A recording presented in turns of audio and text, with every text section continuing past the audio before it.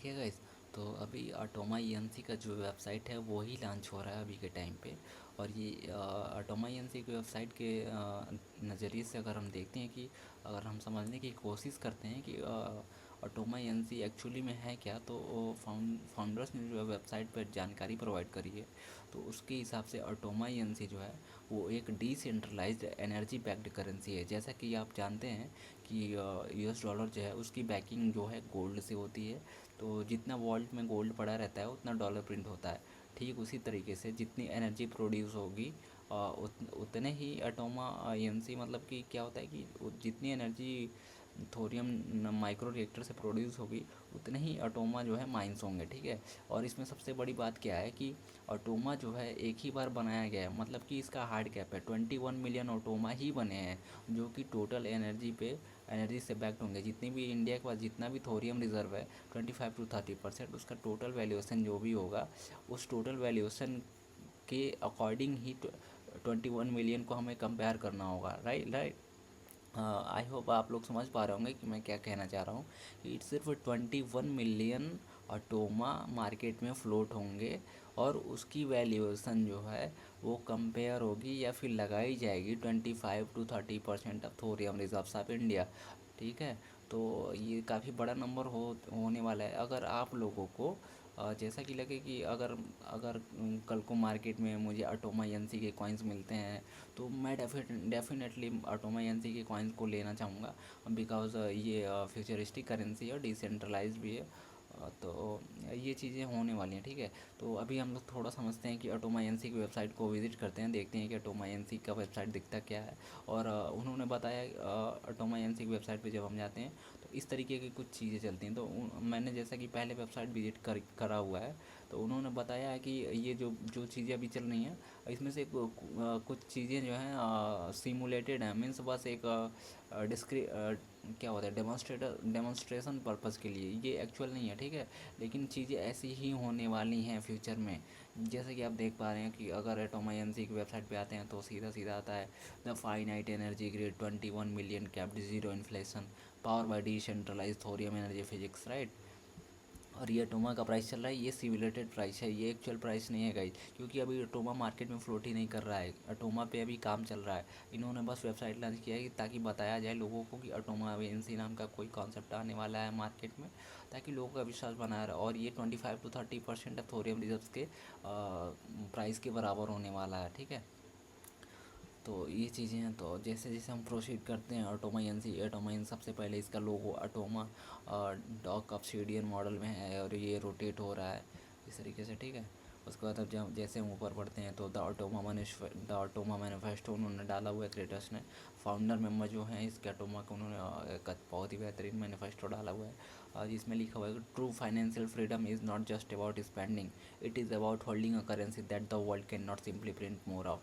जैसा कि ऑटोमा ईएनसी जो है और 25 to 30% of thorium reserve India पे बैक्ड हो रहा है, तो इसको 21 मिलियन ही है, इसको हम ज़्यादा प्रोड्यूस नहीं कर सकते। जैसे जैसे ऑटोमा की डिमांड बढ़ेगी, क्योंकि एनर्जी बैक्ड करेंसी है, जैसा कि आप फिजिक्स का लॉ आप जानते हैं सर, एनर्जी कंजर्वेशन का लॉ जानते हैं ना आप लोग, कि energy can neither be created nor be destroyed. Same उसी कॉन्सेप्ट पे 21 मिलियन ऑटोमा बन चुके तो बन चुके, अब उनकी उनकी वैल्यूएशन जो है फ्यूचर में 25 to 30% ऑफ थोरियम रिजर्व्स की जितनी वैल्यूएशन होगी, जितनी भी एनर्जी प्रोड्यूस कर सकती है उसके अकॉर्डिंग लगाई जाएगी। तो हो सकता है कि मतलब ऑटोमा जब मार्केट में आ तो उसको वो कुछ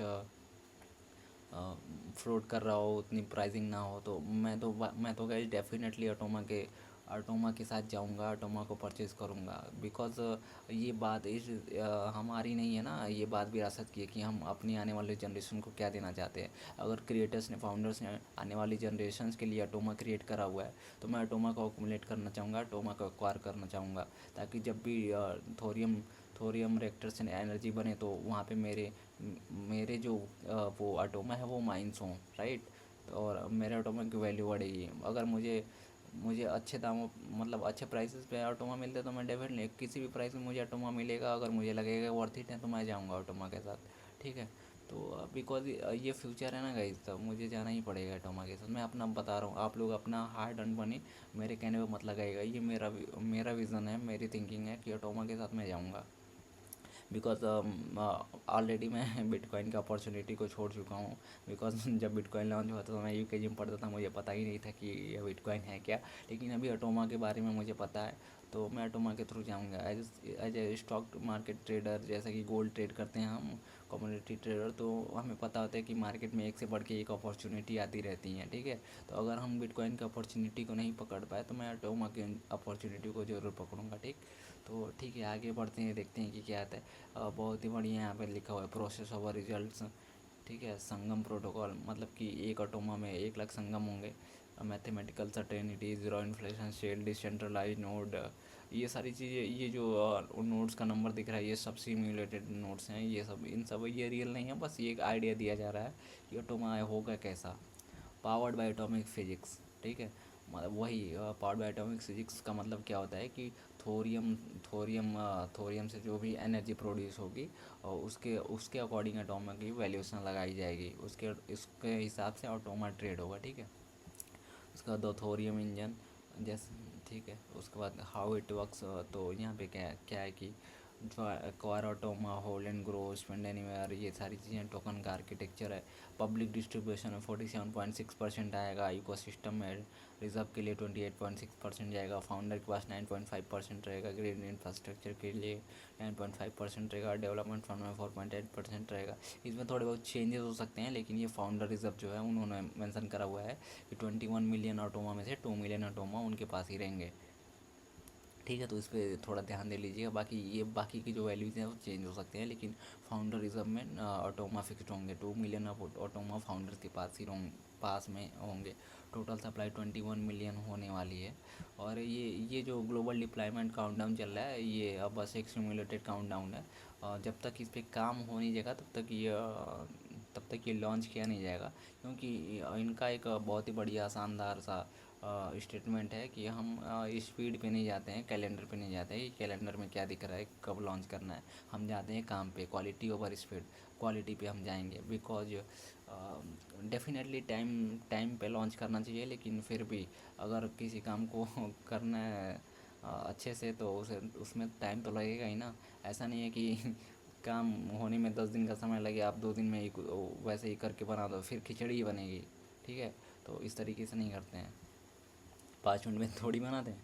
तो उसके हिसाब से चलते हैं। फिर हार्ड कैप प्रोटोकॉल, वही 21 मिलियन एटोमा ही लॉन्च होंगे। तो ये सारी चीज़ें हैं गाइस, ठीक है। उसके बाद ये कुछ है, ये सारी सिमुलेटेड हैं, इसको देखने की ज़रूरत नहीं, ये भी सिमुलेटेड है, बस एक दिखाने के लिए। ये भी ग्राफ जो है भी सिमुलेटेड है, इसको भी दिखाने के लिए। द ग्रिड इज़ इनिवेटिबल, ऑटोमा का वाइट पेपर, जब ऑटोमा लॉन्च होगा, सॉरी ऑटोमा लॉन्च होगा तो यहाँ पे चीज़ें मिलेंगी, download PDF। The future is not an option, it is a calculation. The future is not an option, it is a calculation.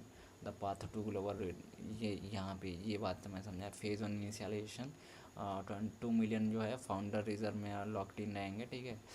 Engineers को हायर किया जाएगा, उस पर काम होगा, कैसे क्या होगा, वो सारी चीज़ें फाउंडर ने जो भी सोच रखा होगा वैसे करेंगे। The cross road by alpha testing, ये सारी चीज़ें हैं। फिर फेज 3 ग्रिड स्केलिंग, ये है ग्लोबल डिप्लॉयमेंट। ग्लोबल डिप्लॉयमेंट में एक चीज़ उन्होंने बोली हुई है, the finite digital standards goes live when the grid is fully tested and secure.